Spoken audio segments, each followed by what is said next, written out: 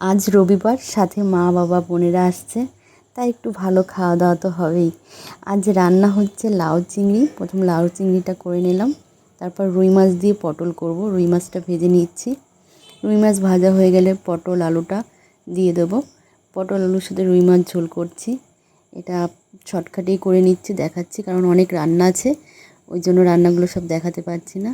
আর এটার জন্য মশলা কষে নিয়েছি। এটা একটা বাজারের চিকেন, অল্প একটু এনেছিলাম, এটা রান্না করছি, যে পোলট্রি মুরগিগুলো আমরা পাই সেইগুলো।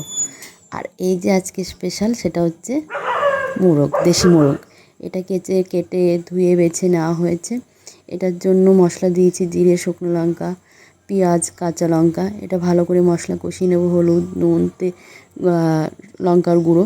এটা হয়ে গেছে, চিকেনগুলো সব ঢেলে দেব। চিকেনটা কষানোর পরে যে আদা জিরেটা রেখেছিলাম, আদা জিরেটাও বেটে নেব। আদা জিরেটা একটু পরেই দেবো। দেশি মুরগি অনেকক্ষণ কষাতে হয়। দেখুন মাও চলে এসছে, বলছে তুই অনেকক্ষণ ধরে করছিস রান্না, আমি একটু রান্না করি, তো করছে। এক সাইডে ডিম আলুর ঝোল হচ্ছে। জিরে আদাটা বেটে নিয়েছি আমি, আবার আমি চলে এসেছি। আদা জিরে বাটা দিয়ে মাংসটা ভালো করে কষিয়ে নিয়ে ঢাকা দিয়ে জল দিয়ে দিয়েছি, আলুও দিয়ে দিয়েছি। গরম মশলাটা দেবো, দিয়ে নামিয়ে দেখে চলে এসেছে। আজকের এই রান্না হয়েছে, দেখে নিন।